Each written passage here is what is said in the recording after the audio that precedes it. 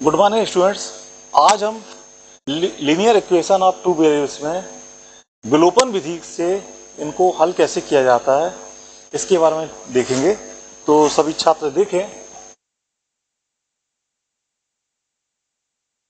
विलोपन विधि, विलोपन विधि के ये आपको कार्य विधि लिखी हुई है, तो इसको यहाँ समझ ले बच्चे कि विलोपन विधि होती क्या है। विलोपन विधि यानी विलुप्त करना। दो चर वाले समीकरण के दो युग्म दिए रहेंगे आपको दोनों में एक चर को विलुप्त करेंगे। विलुप्त यानी उसको गायब करेंगे। और जब हमको एक दो चर में से एक चर नहीं रहेगा तो बचेगा क्या, एक चर का समीकरण। और एक चर के समीकरण को आपने 9th क्लास में पढ़ा है कैसे हल करते हैं। तो एक चर का मान निकाल लेंगे हल करके, और जब एक चर का मान निकल आएगा उस चर का मान दो चर के समीकरण के किसी भी समीकरण में रख करके हम दूसरे चर का भी मान ज्ञात कर लेंगे। ये इसकी प्रोसेस है, तो इसको नोट कर लें इस मेथड को। अब हम क्वेश्चन करके देखते हैं। हमको यहाँ पर एक क्वेश्चन दिया हुआ, इसको विलोपन विधि और प्रतिस्थापन विधि दोनों से हल करना है। तो प्रतिस्थापन विधि हम पिछले वीडियो में करा चुके हैं, तो हम अभी यहाँ पर विलोपन विधि देखेंगे।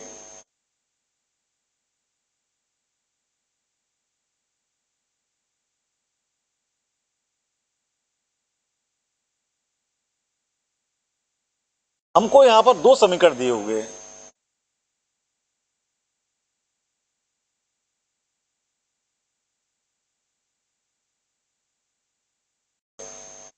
कौन कौन से समीकरण दिए हुए हैं? x plus Y equal 5। इस समीकरण का नाम दे दिया हमने एक। दूसरा समीकरण दिया हुआ है 2x माइनस 3y इक्वल 4। ये समीकरण नंबर 2 है। ठीक है। अब हमको विलोपन विधि का हमने जो नियम बताया उसमें से हमको एक चर को विलुप्त करना है। तो उसके लिए क्या करेंगे, हम सबसे पहले किसी भी एक चर के गुणांक को समान करेंगे। तो हम यहाँ पर सिंपल है, y का चर y के गुणांक को समान करेंगे। उसके लिए क्या करेंगे हम, उसके लिए जैसे यहाँ इस y के चर में कितने का गुणा है, -3 का, तो हमको यहाँ भी y के साथ 3 लाना पड़ेगा। तो क्या करेंगे, समीकरण एक में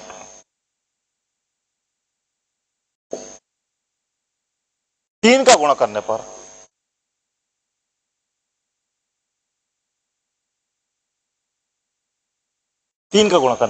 तो समीकरण एक में हम क्या करेंगे, 3 का गुणा कर देंगे।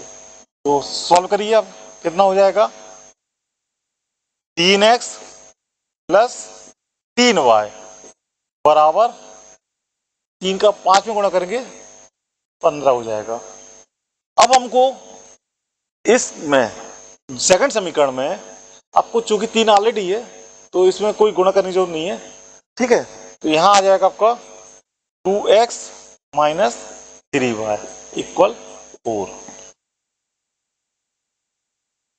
अब आप देखते हैं कि हमने y के जो गुणांक है एक से बना दिए हैं। यहां भी 3y है और यहां भी 3y है। अब हम देखते हैं कि यदि हम समीकरण को जोड़ते हैं घटाते हैं तो या तो जोड़ेंगे या घटाएंगे। जोड़ने या घटाने पर उस चर का जो पद है वो विलुप्त हो जाना चाहिए। तो यदि जोड़ने में विलुप्त हो रहा है तो जोड़ेंगे और घटाने में विलुप्त हो रहा है तो घटाएंगे। तो ये चूंकि अपोजिट साइन के रहने पर इनको जोड़ना पड़ता है। यदि अपोजिट साइन है तो आप दोनों समीकरण को जोड़ेंगे, और यदि एक से साइन है या ऋण ऋण या धन धन तो एक को घटाएंगे तो इसे एक साइन बदल जाएगा। तो क्या करेंगे, यहाँ पर अपोजिट साइन है इसलिए हम समीकरणों को जोड़ेंगे। जोड़ने में क्या हो जाएगा, ये धन 3y और ऋण 3y कट गया, कितना बचा 5x, और यहां कितना हो जाएगा आपका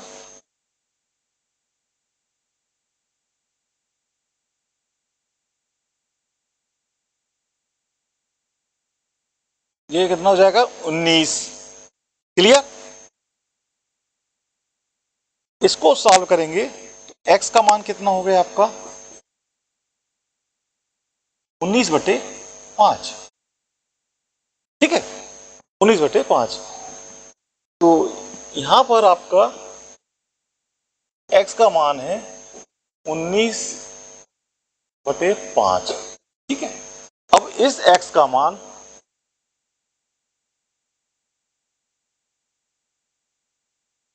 समीकरण, किसी भी एक समीकरण में रख दीजिए, समीकरण 1 में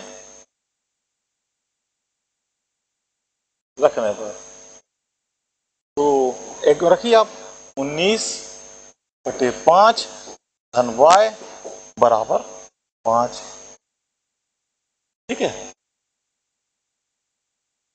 तो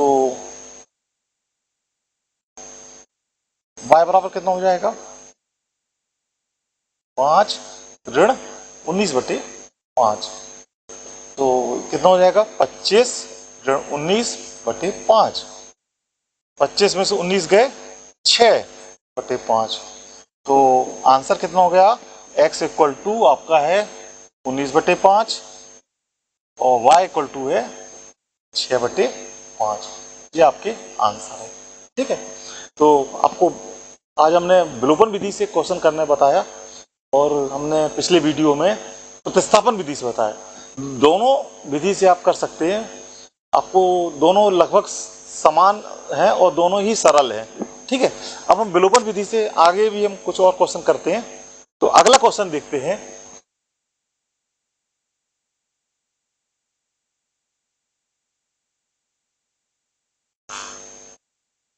हमको इसमें समीकरणों का युग्म बनाना है और उनको हल करना है।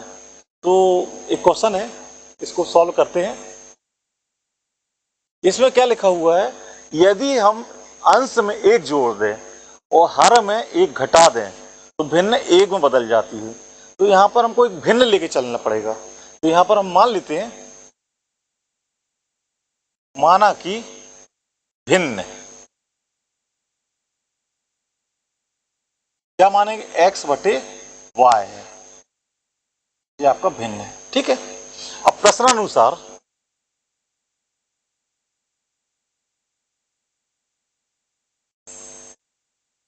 क्या लिखा हुआ है, अंश में 1 जोड़ने पर, तो अंश क्या है आपका 1 जोड़ दिया, अंश x है उसमें 1 जोड़ दिया, और हर में से 1 घटा दें, तो हर आपका है y, उसमें से 1 घटा दिया, तो इसका मान कितना हो जाता है, 1 हो जाता है। तो इसको सरल करिए, x + 1 = y - 1,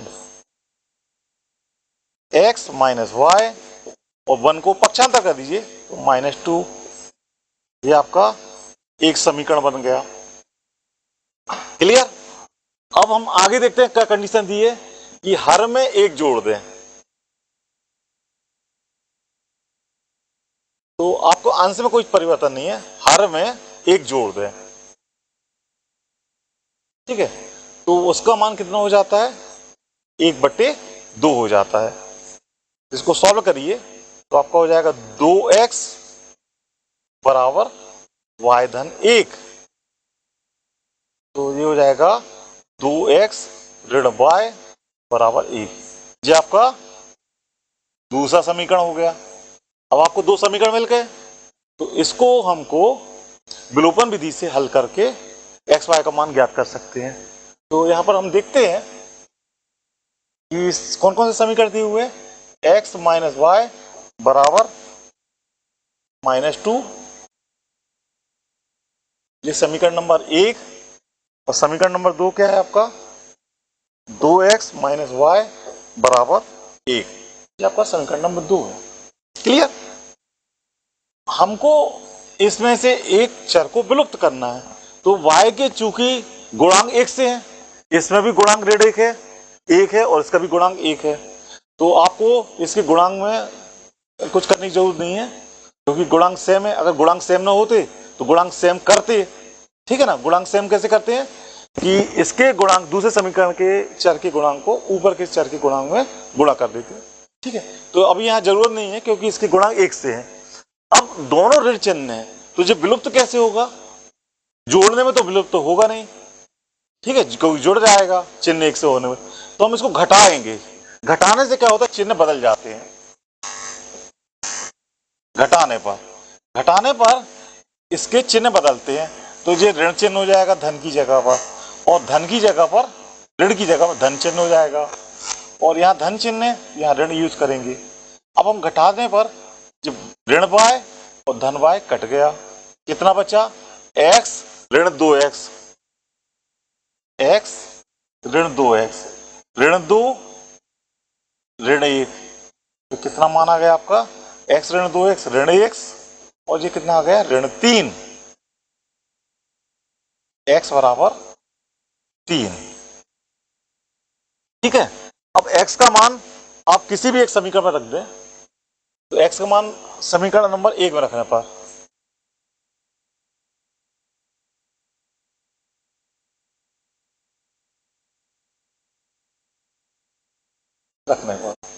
रखिए आप, कितना हो जाएगा, 3 ऋण y बराबर ऋण 2, ऋण y का पक्षांतर करेंगे, 2 को यहां ले आएंगे, तो 3 धन 2 बराबर y, तो y बराबर कितना आ गया आपका, 5।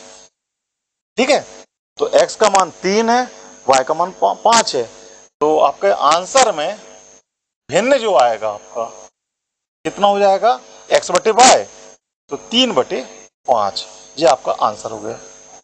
ठीक है, ठीक है, अब हम अगले क्वेश्चन पर आते हैं।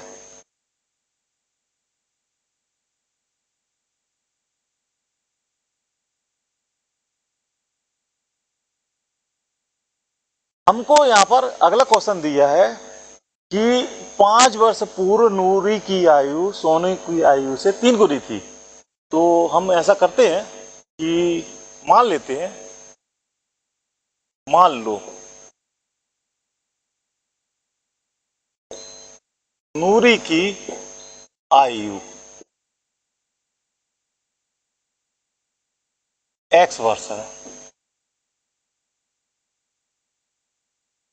तथा सोनू की आयु y वर्ष है। ठीक है, ये दोनों की आयु है 5 वर्ष पूर्व, 5 वर्ष पूर्व, 5 साल पहले। अभी जैसे आयु x वर्ष है, तो 5 साल वाले पहले कितनी होगी, x माइनस 5 होगी, तो क्या हो जाएगा, 5 वर्ष पूर्व सोनू की आयु, सोनू की आयु कितनी है, x है, तो उसमें से 5 साल पहले कितनी हो जाएगी, x माइनस 5, और सोनू की आयु जो है कितनी होगी, y माइनस 5,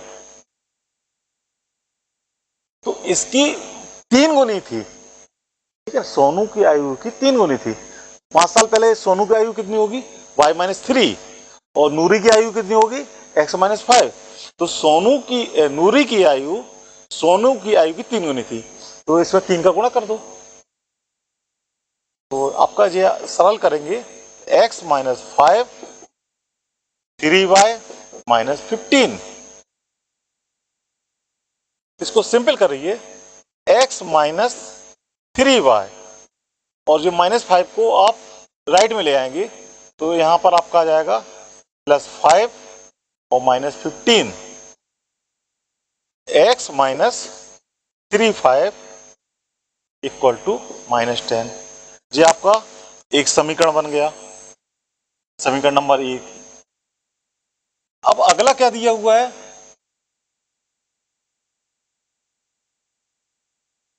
10 वर्ष पश्चात,